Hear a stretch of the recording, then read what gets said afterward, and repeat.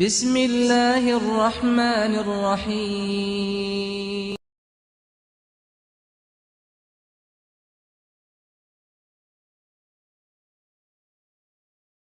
خدا کے لیے اس کتاب سے جان چھڑائیں، فضائل اعمال سے۔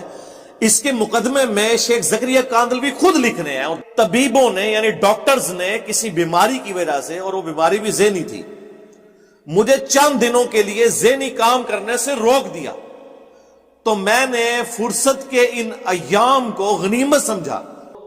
کہتے ہیں بڑے عرصے سے میں اس کی تکمیل نہیں کر سکا، اب اللہ نے مجھے موقع دیا ہے کیونکہ ڈاکٹروں نے ذہنی کام سے روک دیا۔ ہاں، تو میں نے کہا یہ خالی ایام میں ان کو یوٹیلائز کر کے ایک کتاب کیوں نہ لکھ دو۔ یہ کتاب اس وقت لکھی گئی ہے جب ان کو ڈاکٹروں نے دماغی کام سے روک دیا تھا۔ نحمده ونصلي على رسوله الكريم اما بعد، بسم اللہ الرحمن الرحیم۔ محترم سامعین و ناظرین، شیخ الحدیث حضرت مولانا زکریا کاندلوی نور اللہ مرقدہ ایسی مقبول شخصیت ہیں کہ دیگر مسالک کے لوگ بھی آپ کو شیخ الحدیث تسلیم کرتے ہیں۔ مثلاً مسلک اہل حدیث کے محقق و مصنف کتب کثیرہ جناب مولانا ارشاد الحق عصری صاحب فیصل آبادی اپنی کتاب امام بخاری پر بعض اعتراضات کا جائزہ کے پیج 96 پر حضرت شیخ کے بارے میں لکھتے ہیں: بقیت السلف حجت الخلف الشیخ العلامہ محمد زکریا الکاندلوی شیخ الحدیث صاحب رحمۃ اللہ علیہ۔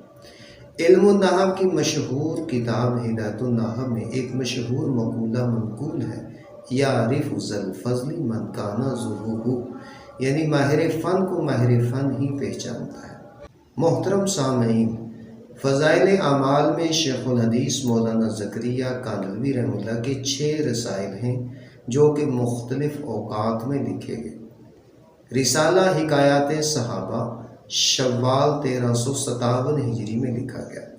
رسالہ فضائل قرآن ذی الحجہ 1348 ہجری میں لکھا گیا۔ رسالہ فضائل نماز محرم 1358 ہجری میں لکھا گیا۔ رسالہ فضائل ذکر شوال 1358 ہجری میں لکھا گیا۔ رسالہ فضائل تبلیغ صفر 1350 ہجری میں لکھا گیا۔ رسالہ فضائل رمضان ماہ رمضان 1349 ہجری میں لکھا گیا۔ محترم سامعین، مرزا جیلمی صاحب اپنی اس مختصر سی گفتگو میں عوام الناس کو یہ مغالطہ دینے کی کوشش کر رہے ہیں کہ شیخ الحدیث مولانا زکریا رحمہ اللہ نے 6 کے 6 رسائل حالت بیماری میں لکھے ہیں، حالانکہ حقیقت میں ایسا نہیں ہے۔ محترم سامعین، ان 6 رسائل میں سے صرف ایک رسالہ حکایات صحابہ حالت بیماری میں لکھا گیا ہے، باقی 5 رسائل حالت صحت میں لکھے گئے ہیں۔ رسالہ حکایات صحابہ بھی لکھتے وقت شیخ الحدیث مولانا زکریا رحمہ اللہ کا دماغ ماشاءاللہ تندرست اور توانا تھا۔ اطباء نے جس مرض کی وجہ سے احتیاطاً حضرت شیخ کو دماغی کام سے روکا تھا، وہ مرض تھا کیا، اس کی وضاحت خود حضرت شیخ نے اپنی کتاب آپ بیتی جلد 1 صفحہ 176 پر اور اپنی دوسری کتاب کتب فضائل پر اشکالات اور ان کے جوابات صفحہ 16 پر کی ہے کہ وہ نکسیر کا مرض تھا۔